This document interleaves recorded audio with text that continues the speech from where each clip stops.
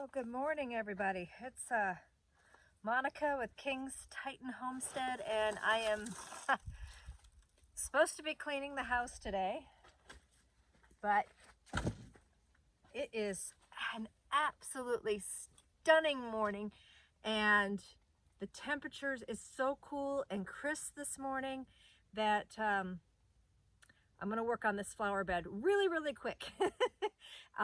Problem is I've got a pinched nerve in my back, so I'm really not quite sure if I'll get it all completed, but I'm going to definitely be working on it because I want to get a lot of my fall pollinator plants in this bed. This bed right now is mostly Jerusalem artichokes or sunchokes, and also asparagus.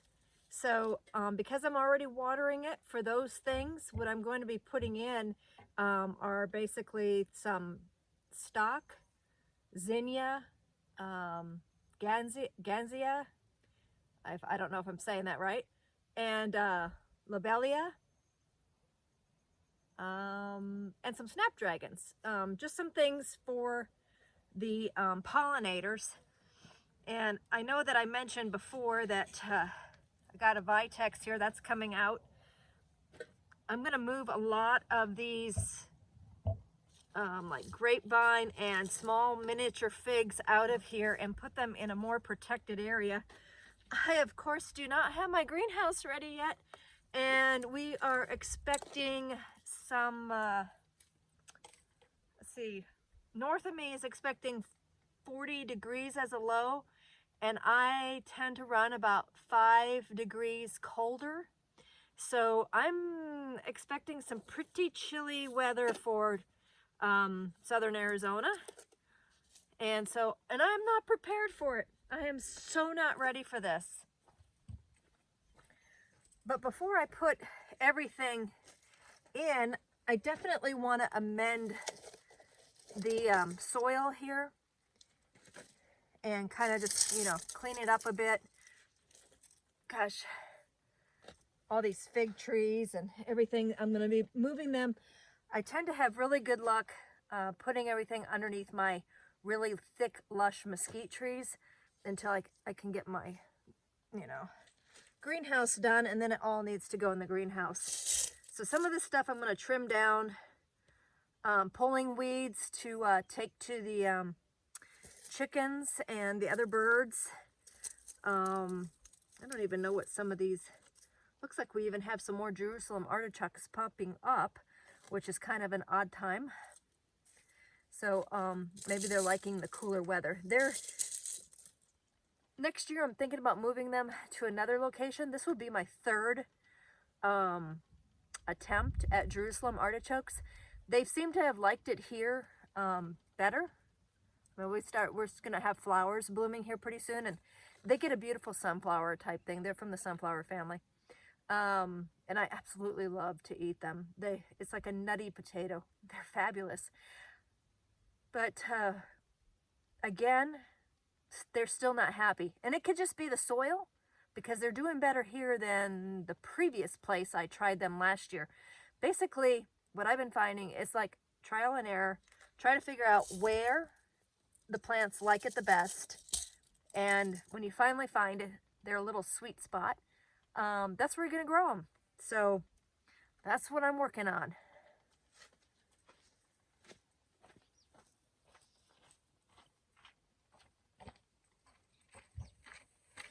Kitty, kitty. Meow. Okay, well, it looks like I could actually amend this soil even more during winter time. I could bring in, I'm gonna guess, maybe 4 more bags of potting soil, and that will really help this spot out. As you can see, I got most everybody in here, and it was the perfect amount that I had left. I was doing some pollinator demonstration type things and was parting with a lot of the pollinator flowers, but let's go through some of these. The zinnias are looking a little sickly, as you can tell. Oh my goodness.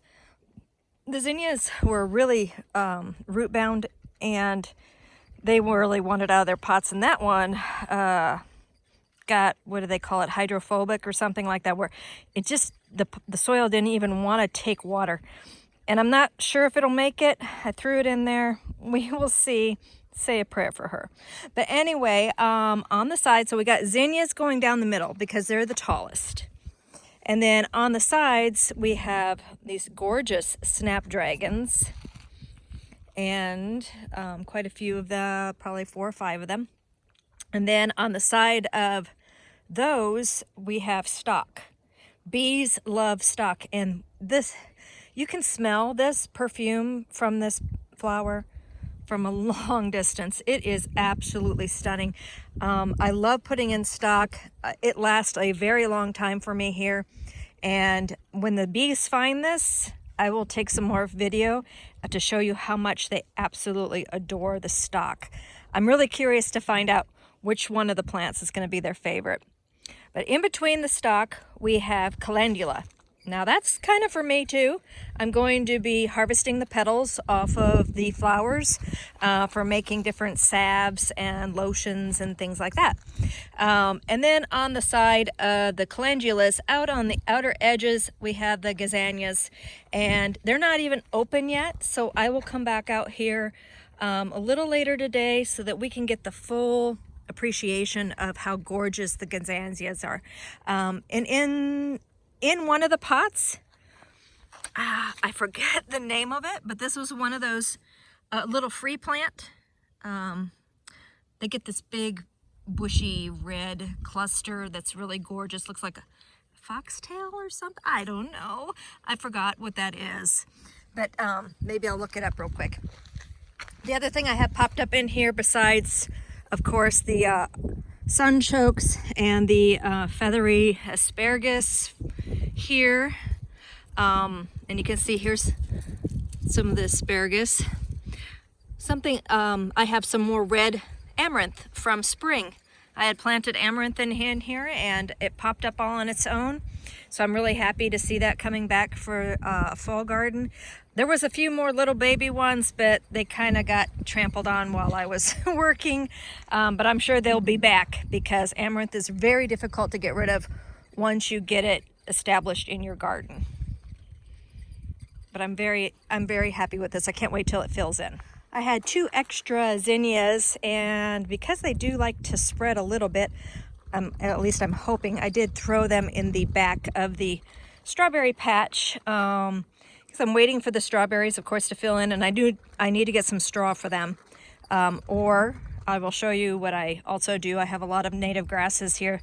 Cut the tops off, the heads off the grasses, and then I put the grasses all in there. Last year, I actually used, I'll show you what I used. Give me 1 second. Last year, I used the this.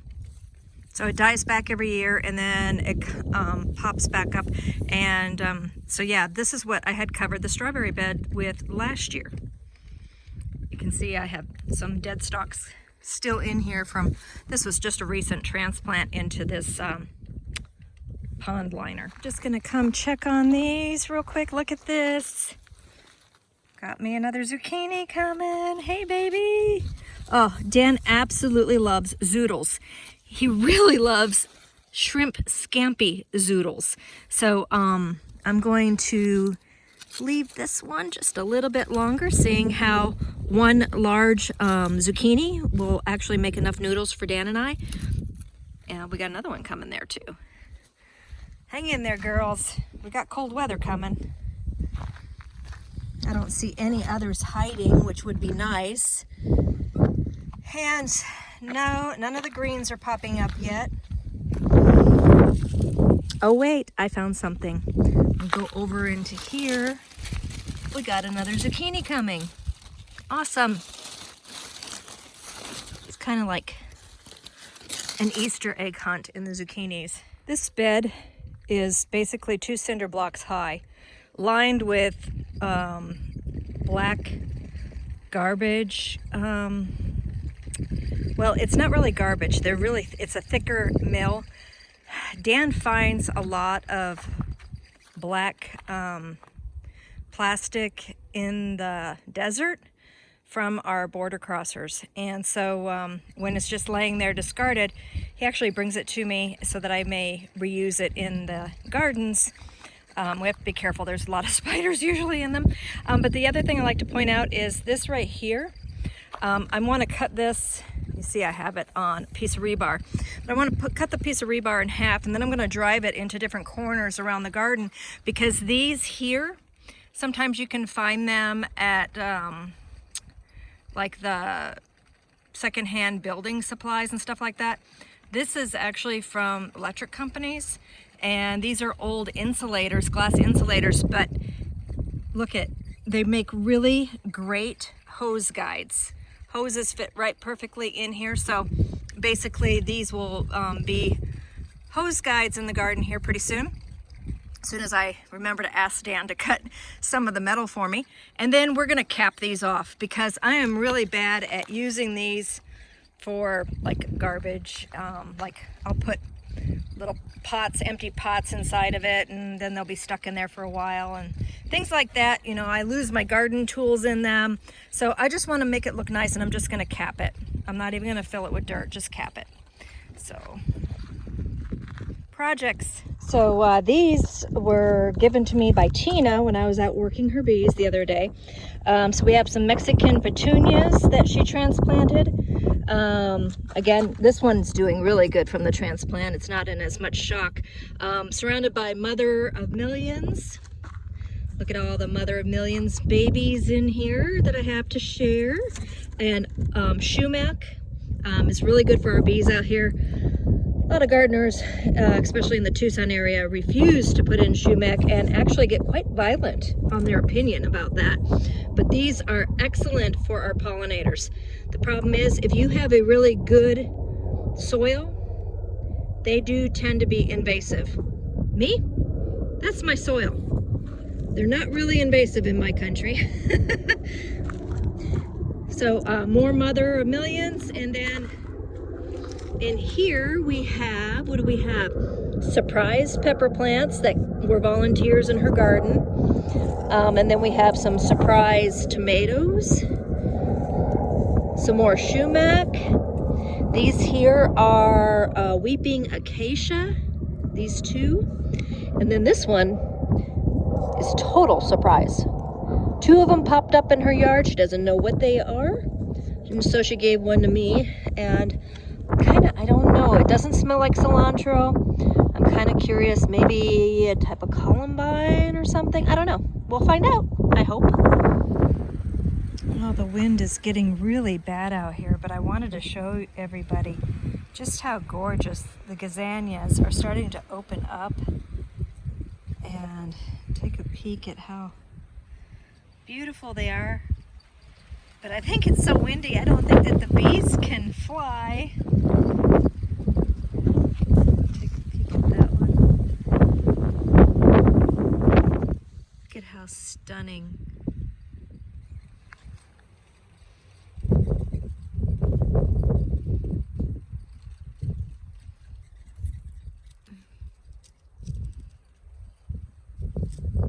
This one actually even has seeds. I could come out here and collect some seeds already. There's right here, they kind of get like a dandelion type puff ball. This one too. This one has it too. So always pay attention and save the seeds. Wow. Wow, wow, wow, wow. And then look at these over here. That's so pretty.